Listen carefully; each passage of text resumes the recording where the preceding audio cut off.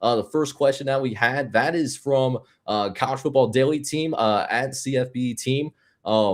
They asked what you expect from Iowa State in 2026 after Matt Campbell left and gutted the program on the way out. Now, when I read this question personally, I thought that was a little bit of hyperbole. I know that we typically see a lot of turn when there's a coaching change. So I went and, Redzone PI, we did some journalistic investigating. And that might actually not be an exaggeration at all.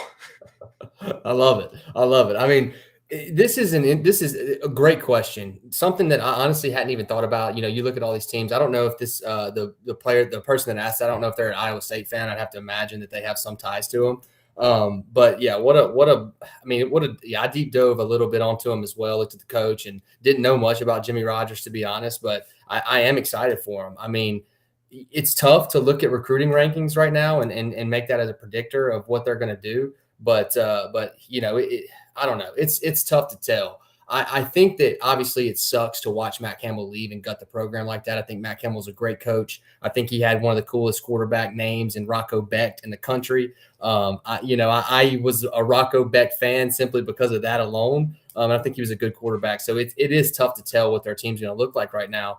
If I'm going with just a pure, schedule, I think they're going to be about 6-6, 7-6. And I think that's kind of where they're going to be next season because they're bringing a lot of guys over from Washington State with Jimmy there. So, and that's where they were at last season, and in Washington State in the Pac-12. So. Yeah, and that Washington State team, they certainly, if there was a few bounces that went the other way, we could have been talking about Washington State being in that conversation to possibly getting a college football playoff spot with how they performed against, the likes of Ole Miss. I mean, they nearly went into their building and took down Ole Miss, and that was a playoff team that went to the semifinals very close. Right. Extremely close to winning the national championship. Virginia was a top 25 team as well. They went to the ACC title. They nearly beat them on the road. And then James Madison, one of your two G5 representatives in the CFP, played them as well. Played a 4-quarter game, just couldn't quite pull it out. We could have been talking about Washington State being a 10-win team. Right. And, unfortunately, the balls didn't bounce their way. But it's going to be a lot of talent that Iowa State is going to have to replace, not just Rocco Becht. They also lost a lot of their weapons in Ben Brahmer and Chase Soule, as well as some key defensive pieces in Caleb Bacon. Incredible last name, by the way. Marcus Neal and Jontez Williams. It's going to be a lot of names that they're going to have to replace and guys that are going to have to step up. Yeah, no doubt. I mean, they had 55 guys leave. I mean, that is the definition of gutting the roster. They added 47 in the portal, which is what you want to do. It's what you got to do at this point. But it is tough. This is just the new era of college football where this is just part of it. Unfortunately, these guys are going to leave. Coaches are going to leave. They're going to bring their teams with them. On the flip side of this, Washington State also got their roster gutted to Iowa State. So it's like Penn State is now Iowa State, and Iowa State is now Washington State. So, I mean, it's just kind of crazy how this is. It's really just like a revolving door of, if this coach is going here, he's going to take his players, and then somebody's going to replace him and take his players. And that's just kind of how it goes. I hope Reed is excited because, he's our big Penn State guy. So I don't know how he feels about this, but I feel like he should be pretty pumped up to get that Iowa State roster with Matt Campbell leading the helm there. Yeah, and Reed, he hit it right on the head as well. I mean, talked about the Penn State Cyclones. I mean, we got the Iowa State Cougars, and then we have, I believe, the Washington State Jackrabbits, because I think they got their head coach from South Dakota State as well. Multiple FCS mentions here on this show. See, we talk about everybody. What can I say? That's right. That's right. But I'm looking at some of these additions, and there isn't any real big time additions that I think the more agnostic fan would be really excited about. But I look at the linebackers that they brought in particular, and I look at the two linebackers in particular that they brought in. Iowa State could actually mess around and quietly have one of the best linebacker duos in the Big 12 next year. You want to talk about Montrez Smith Jr., FCS All-American at Austin Peay, famously helped put Mid-Tennessee State in the blender early on in the season. they played Georgia early on in the college football season last year too. Austin P was the FCS sacrifice to the Georgia Bulldogs, and even then, Georgia had a hard time at certain points in the game finishing drives. And it was a lot because of what Montrez Smith was doing in terms of running around on the field, and he was really a good leader of that Governor's defense last year. There's another guy that they brought in as well, Tristan Exline. No one's really talking about it right now. He's a Division II All-American from Texas Permian Basin, right? Mm-hmm. Those two guys. I'm not saying that it's going to happen, but there's a potential there that they could, in fact, mess around and have one of the best linebacker duos in the country. I'm very curious to see how those two play out. Yeah, me too. I think their defense is going to be sound. I mean, it seems like they've done a really good job getting good defensive guys out of the transfer portal. Somebody that I noticed that honestly I didn't even realize. I remember watching him get recruited back in the day was a Malcolm Jones, the safety that was at Jackson State last season, and I remember watching him. That was the Indiana model, as I should say it, where this guy's been in college football for 5 years now. So I mean, he's tenured. He's got a lot of snaps, he's played a lot of football. And I think, and was recruited, highly touted recruit out. He went to Michigan State, committed to Virginia Tech, then Michigan State, and kind of did all that bouncing around, ended up at Jackson State in the portal, and then now he comes back out. And I think he's going to be another, day one addition for him. Somebody else that I kind of highlighted was Jordan Bailey, TCU wide receiver. Not just somebody that's just incredibly explosive for them. I mean, he is explosive with his speed and stuff. It's just not that he was just a crazy play game changer for him or anything. But I mean, I know that he was a big track star, really fast. He's been in the game for 2 or 3 years, 4 years, I think, as well. So they went and they did that Indiana model of let's go look at some guys, some two to 3 star guys, because that's what we need to get right now. And let's find guys that have been here and done this. So I feel like they've done a good job of adding where they need. And it'll be interesting to see what they do next season. I'm not expecting anything more than 6 wins, 7 max, but we'll see. I could be wrong. I would love to be wrong about the Cyclones next season. Yeah, and that was kind of where I landed.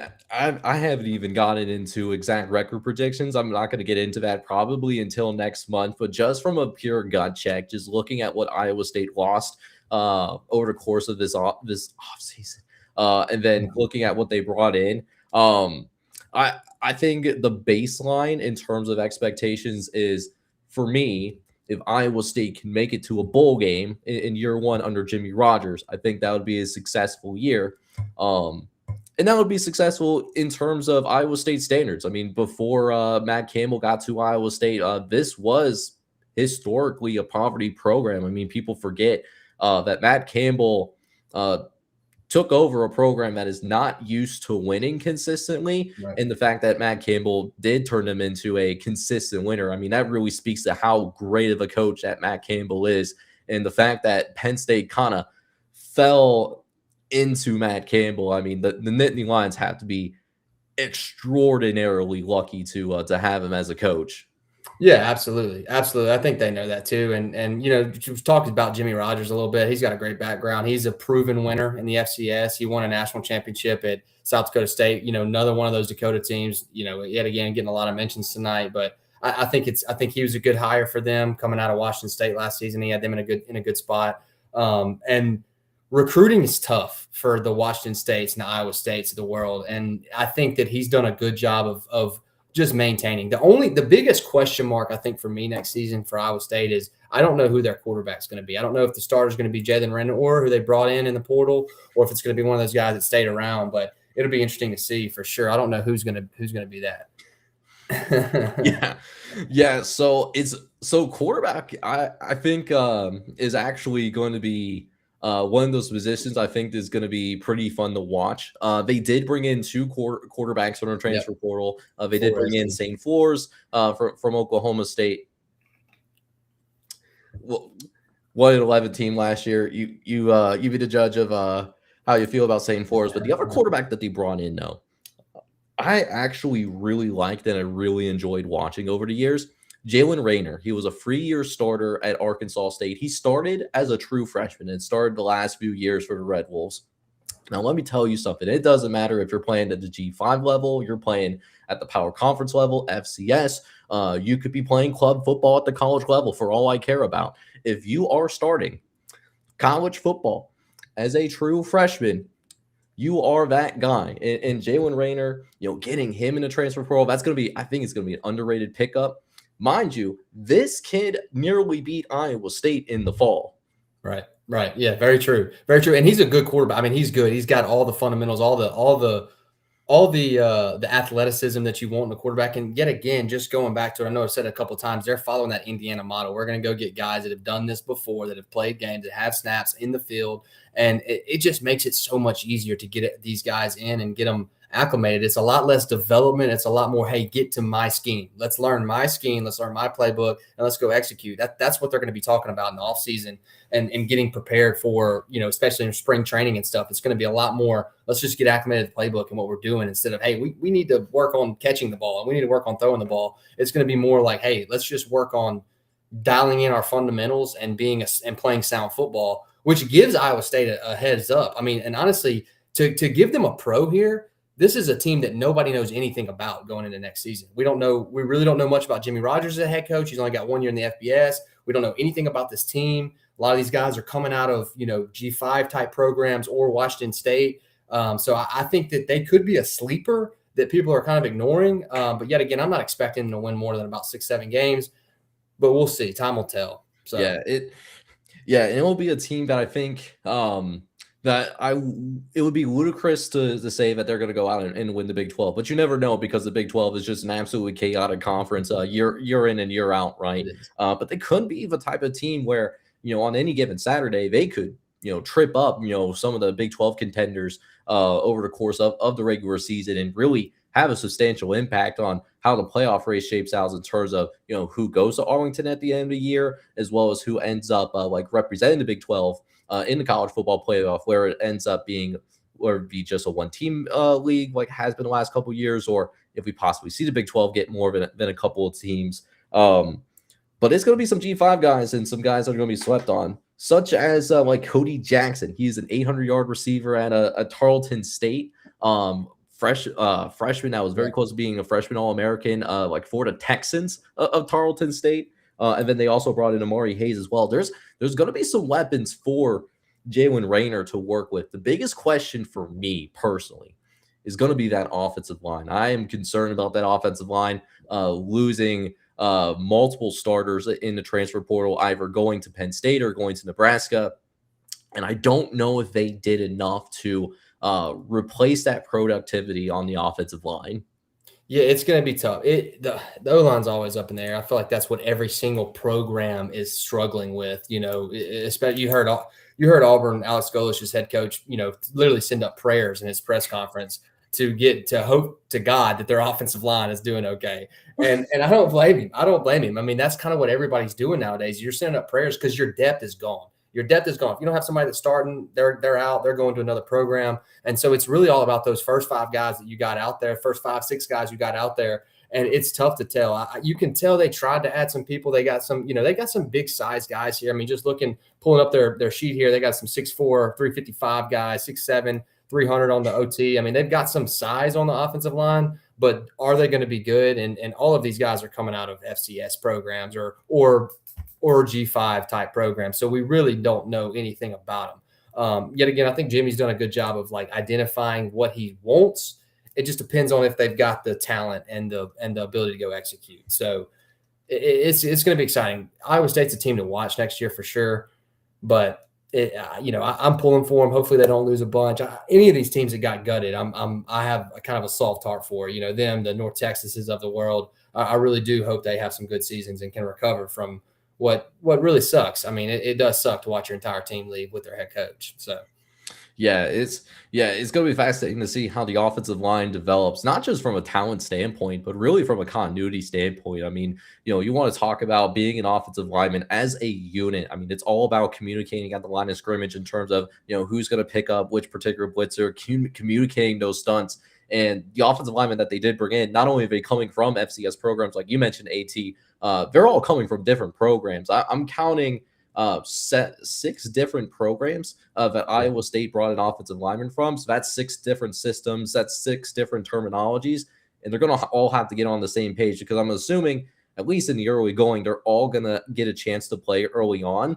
So it's going to be very important for those guys to get on the same page if that offensive line is going to uh, go from being a question to potentially being a strength, because I think that's what could really determine what kind of season Iowa State has, is how that offensive line turns out.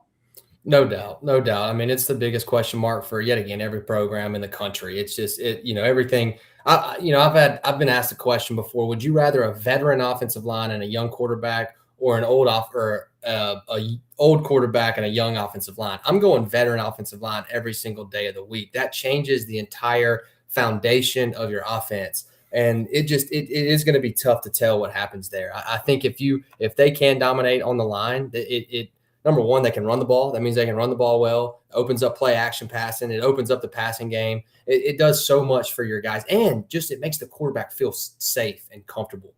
Last night is a great example of that. The Super Bowl game, Drake May never felt comfortable one time, and he's a professional quarterback. He's almost won the MVP, was one vote away from winning the MVP, and he didn't look good until the fourth quarter when he had to throw some prayers out and still threw 2 picks, because he didn't have any time to sit back and feel comfortable. I mean, it changes the entire landscape of your football team when your quarterback can chill out and relax in the pocket and make decisions. I mean, that's what you want. That's what you got to have. So, but yeah, you're 100% right, Jake. The biggest question mark for them is their offensive line. So if they can do good on the offensive line, if their offensive line comes in and is dominant, might be a contender, might be a 7-8 win team at that point. I don't know. So